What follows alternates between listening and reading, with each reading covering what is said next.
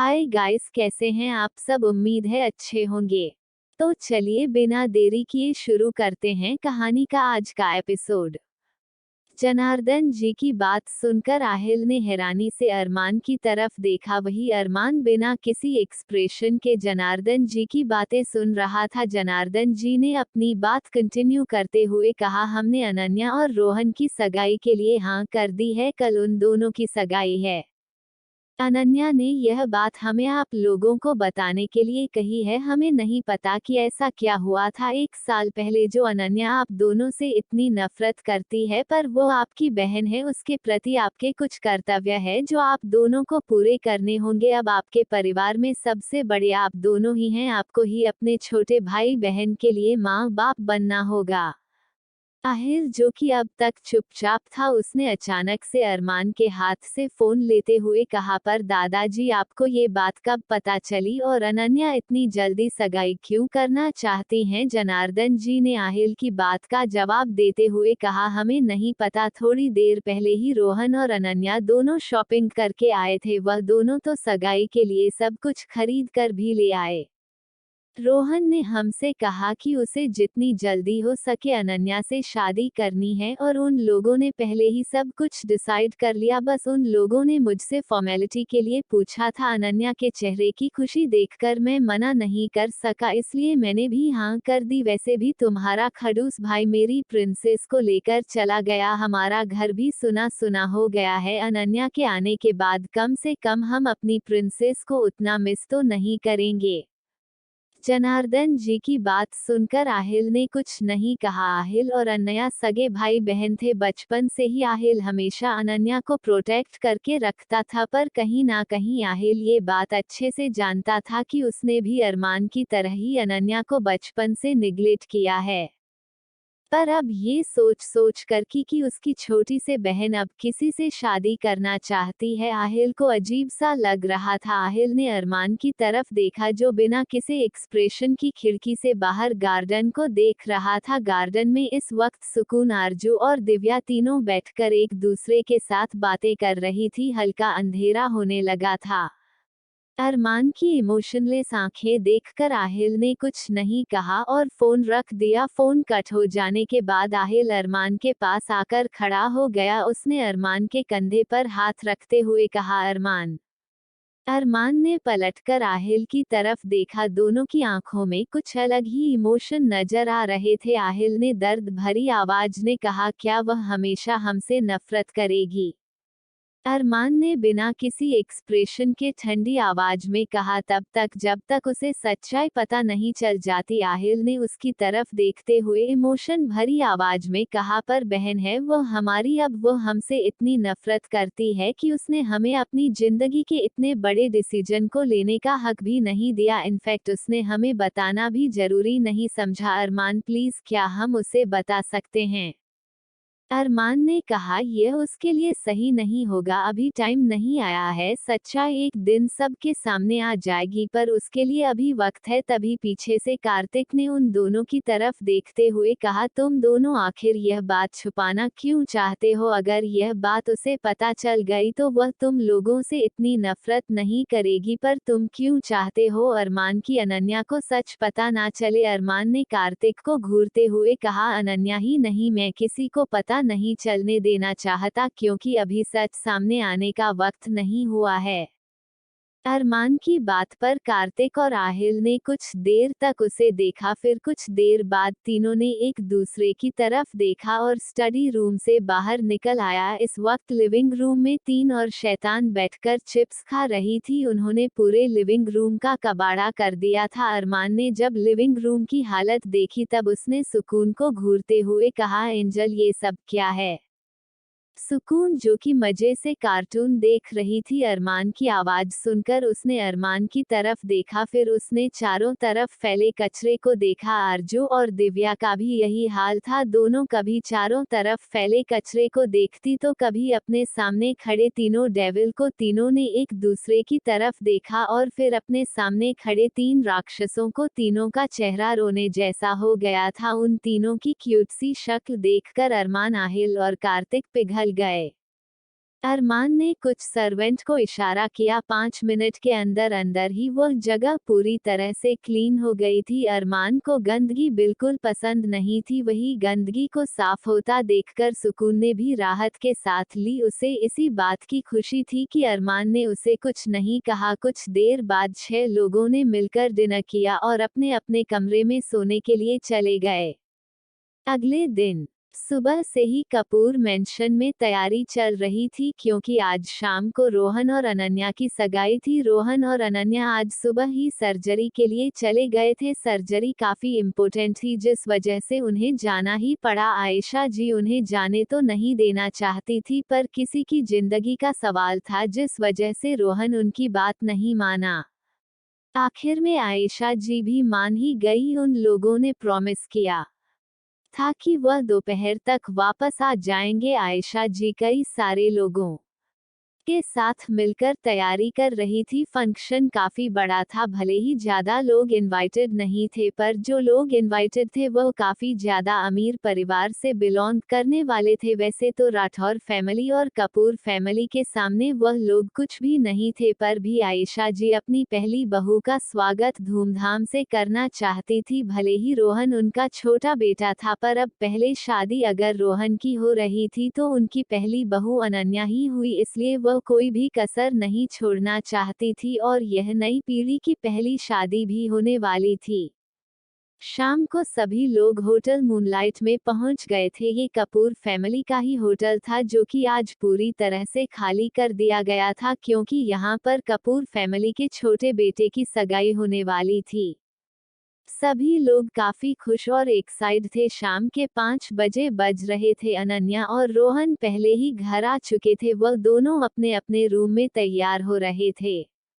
अनन्या के साथ सुकून, आरजू और दिव्या मौजूद थी। सुकून का चेहरा गुस्से से फूला हुआ था, क्योंकि उसे आज सुबह ही पता चला था कि उसका भाई सगाई कर रहा है। उसने रोहन से फोन पर काफी लड़ाई भी की थी। आखिर में रोहन ने उसे काफी समझाने के बाद सुकून थोड़ा मान गई थी, पर फिर भी वह गुस्सा थी, क्योंकि उसने अपने भाई की शादी के लिए काफी सपने देखे थे, जो कि इस तरह से इतनी जल्दी सगाई होने के कारण उसके पूरे नहीं हो पाए। पर रोहन ने प्रॉमिस किया था कि शादी तभी होगी जब सुकून चाहेगी। आखिर में रोहन के इतना समझाने के बाद सुकून मान गई थी। सुकून, अनन्या, दिव्या और आरजू चारों इस वक्त अनन्या के रूम थे। मेकअप आर्टिस्ट अनन्या का मेकअप कर रही थी। अनन्या ने पर्पल कलर का वन पीस गाउन पहना हुआ था, जिसमें वह बिल्कुल परी की तरह लग रही थी। मेकअप आर्टिस्ट ने उसकी काफी खूबसूरत मेकअप किया था। सुकून, आरजू, दिव्या भी काफी अच्छे से तैयार हुई थी। आरजू ने पीच कलर का लहंगा पहना हुआ था, जिसमें वह काफी ज्यादा क्यूट और सुंदर लग रही थी। सुकून ने मैरून कलर का वन पीस गाउन पहना हुआ था, जिसमें वह काफी खूबसूरत लग रही थी। दिव्या ने डार्क ग्रे कलर का गाउन पहना हुआ था, जिसमें वह काफी सुंदर लग रही थी। चारों आज एक से बढ़कर एक लग रही थी।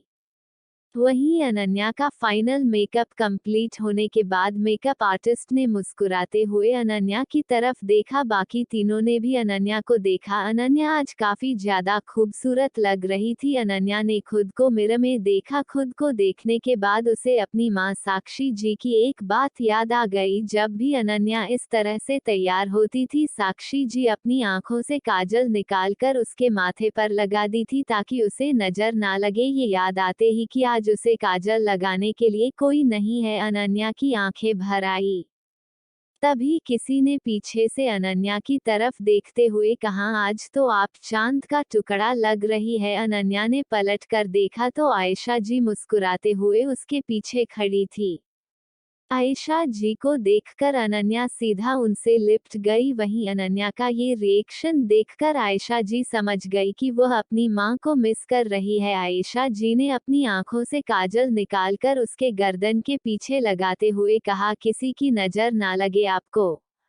आयशा जी को इस तरह से काजल लगा था देखकर अनन्या की आंखें फिर से भर आई। वही अनन्या भरी हुई आंखें देखकर आयशा जी ने प्यार से उसके गालों को छूते हुए कहा, बेटा आज आप अपनी जिंदगी की नई शुरुआत करने वाली है, प्लीज अपने आंसू मत बताइए। हमें पता है आपको अपनी माँ, ताई जी, ताऊजी, चाचा सबकी याद आ रही है, पर आज आप अपना स्पेशल दिन इस तरह से खराब मत कीजिए। अभी अभी आपका मेकअप कंप्लीट हुआ है, अगर आप रोने लगी तो आपका मेकअप खराब हो जाएगा, फिर से आपको 2 घंटे बैठकर मेकअप करना होगा। क्या आप चाहती है कि आपकी सगाई में देर हो? पंडित जी ने मुहूर्त भी बता दिया है। अनन्या ने अपना सर ना हिलाया। आयशा जी ने मुस्कुराते हुए अनन्या के माथे को चूमा और सुकून दिव्या और अनन्या आरजू की तरफ देखते हुए उन चारों को कुछ समझाकर नीचे चली गई। नीचे रोहन के कमरे में रोहन ने भी पर्पल कलर का अरमानी कुर्ता पहना हुआ था, जिसमें वह काफी ज्यादा हैंडसम लग रहा था। रोहन के चेहरे पर बड़ी सी मुस्कुराहट थी। रोहन के बगल में ही रेहान, राहुल, अंश, वंश, आदित्य बैठकर उसे काफी चिढ़ा रहे थे, पर रोहन को उनके चिढ़ाने से कोई फर्क नहीं पड़ रहा था। उसके चेहरे पर आज मुस्कुराहट थी, आखिर वह आज अपने प्यार से सगाई करने वाला था। तभी आदित्य ने अपने हाथ में पड़े एप्पल को खाते हुए कहा, वैसे रोहन हम तो तुझे बड़े हैं, फिर भी तुझे क्या जल्द मची है? अभी तक तो हम सिंगल मर रहे हैं और तुझे तो शादी करनी है भाई, कम से कम हमारे बारे में तो सोच।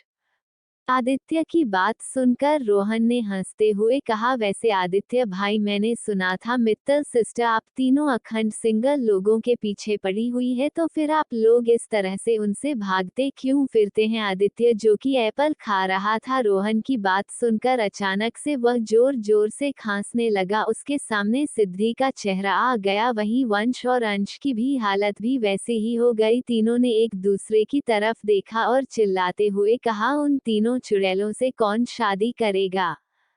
उन तीनों की हालत देखकर रोहन, रेहान, राहिल ने हंसते हुए कहा, तुम तीनों, क्योंकि वह तीनों चुड़ैल है, तुम्हारा पीछा नहीं छोड़ने वाली। मैंने तो ये भी सुना है कि वह तीनों तो तुम्हारी इज्जत लूटने वाली थी। तीनों की बात सुनकर तीनों अखंड ग्रुप के मेंबर ने लगभग रोनी सफल बनाते हुए अपना सर हिलाया। आदित्य ने मासूमियत से कहा, मेरी वाली तो असली डायन है, असली। आदित्य की बात पर वंश ने मुंह बनाते हुए कहा, और उस डायन ग्रुप की लीडर है मेरी वाली।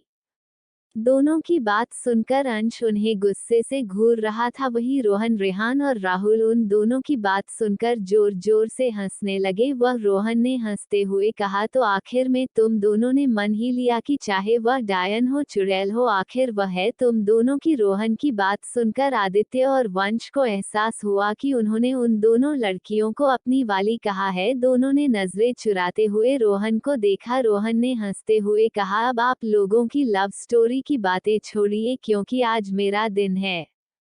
कुछ देर बाद बड़े से हाल में रोहन स्टेज पर खड़ा होकर अनन्या का इंतजार कर रहा था। कई सारे मेहमान आ गए थे, सभी काफी ऊंचे परिवार से बिलोंग करते थे। ज्यादा गेस्ट इनवाइटेड नहीं थे, करीब 200 के करीब सभी लोग इनवाइटेड थे, पर उन 200 में से हर किसी का स्टेटस काफी ऊंचा था। काव्य कीर्ति इस वक्त अनन्या के साथ उसके कमरे में मौजूद थी। सुकून और दिव्या और आरजू तीनों अपने कमरे में एक और बात खुद को टचअप करने के लिए गई हुई थी। तभी आयशा जी अनन्या के कमरे के बाहर पहुंची। उन्होंने दरवाजा खोला और अनन्या को देखते हुए कहा, अनन्या बेटा आप तैयार है? अनन्या ने मुस्कुराते हुए अपना सर हिलाया। आयशा जी ने काव्य और कीर्ति की तरफ देखते हुए कहा, बेटा आप दोनों अन्य को 5 मिनट बाद नीचे लेकर आ जाए। काव्या और कीर्ति ने अपना सर हिलाया। रोहन स्टेज पर खड़ा होकर अनन्या के आने का इंतजार कर रहा था। पार्टी में मौजूद सभी लड़कियां उसे ही देख रही थी, आखिर वह देखे इतना हैंडसम रहा था, ऊपर से वह काफी फेमस भी था। रोहन कपूर सबसे बड़े डॉक्टर्स में से एक था, जिसने काफी कम उम्र में अपना नाम बना लिया था। तभी पूरे पार्टी हॉल में अंधेरा हो गया और स्पॉटलाइट सीडीओ पर पड़ी। सीडीओ से अनन्या, काव्य और कीर्ति के बीच में चलती हुई आ रही थी। अनन्या को देखकर स्टेज पर खड़े रोहन की सांस थमने लगी। उसने अपने दिल पर हाथ रख लिया। वही इस सब के बीच पार्टी के हाल में एक लड़की मौजूद थी जिसकी आंखें लगातार रोहन पर बनी हुई थी। तभी उसे लड़की के कंधे पर किसी ने हाथ रखते हुए कहा, आलिया क्या हुआ? उसे लड़की ने पलट कर देखा तो करीब 45 साल का एक आदमी उसकी तरफ अजीब तरह से देख रहा था। आलिया ने नकली मुस्कुराहट के साथ, कुछ नहीं सर। वो आदमी मुंबई का जाना माना बिजनेसमैन था। आलिया उसकी सेक्रेटरी थी, इसलिए आज वह आलिया को अपने साथ लेकर आया था। वह अभी तक कुंवारा था। भले ही उसकी उम्र 45 साल हो पर वह दिखने में काफी जवान लगता था। उसने आलिया की तरफ देखकर मुस्कुराते हुए कहा, आलिया इशू को कोई प्रॉब्लम तो नहीं होगी ना? उसे आदमी की बात सुनकर आलिया ने मुस्कुराते हुए कहा, नहीं कर, इशू पापा और संगीता आंटी के साथ हैं। उस आदमी यानी कि मनोज बजाज ने आलिया की तरफ देखते हुए कहा, thank you so much Alia मेरे साथ आने के लिए। मुझे पता है कि ईशू अभी छोटी है और उसे तुम्हारी जरूरत पड़ती है। आलिया ने रोहन की तरफ देखकर नकली मुस्कुराहट के साथ कहा, कोई बात नहीं सर, आपके साथ आना मेरे लिए भी फायदेमंद साबित हुआ। मनोज बजाज ने आलिया की तरफ देखकर हैरानी से कहा, मतलब? आलिया ने एक नकली मुस्कुराहट के साथ कहा, कुछ नहीं सर, इतनी बड़ी पार्टी में आने की मेरी हैसियत नहीं थी। आपकी वजह से मैं इतनी बड़ी पार्टी में आ पाई, यही मेरे लिए बहुत बड़ी बात है। आलिया की बात सुनकर मनोज बजाज उसकी तरफ देखकर मुस्कुराने लगा। वही आलिया रोहन की तरफ देखकर अजीब तरह से मुस्कुरा रही थी।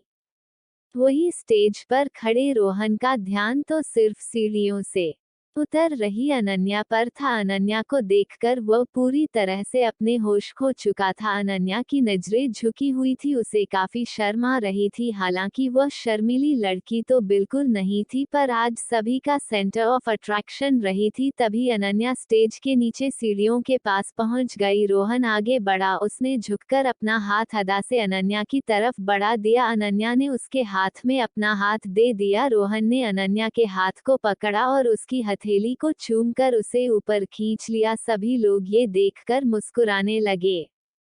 पार्टी के बीच में मौजूद आलिया शर्मा उन दोनों को इस तरह से देख रही थी जैसे दोनों की जान ले लेगी। आलिया के चेहरे के एक्सप्रेशन देखकर मनोज बजाज को काफी अजीब लग रहा था। उसे आलिया हमेशा से एक समझदार और भोली भाली लड़की लगती थी, इसलिए वह आलिया को काफी पसंद करता था। पर वह जानता था उन दोनों के बीच में उम्र का काफी ज्यादा फर्क है, जिस वजह से वो कभी आलिया को प्रपोज नहीं करता था। उसमें आलिया की नजरों को फॉलो किया। आलिया को इस तरह से रोहन कपूर और अनन्या राठौड़ को देखता देखकर मनोज बजाज ने कहा, आलिया तुम उन दोनों को इस तरह से क्यों देख रही हो? आलिया ने बिना उन दोनों की तरफ से अपनी नजरें हटाते हुए कहा, सर वह दोनों काफी ज्यादा खूबसूरत लग रहे हैं ना, साथ में इसलिए देख रही थी। परफेक्ट कपल कैसे होते हैं? आलिया ने काफी अजीब तरह से कहा। प्लीज चैनल को subscribe and like comment share जरूर करें।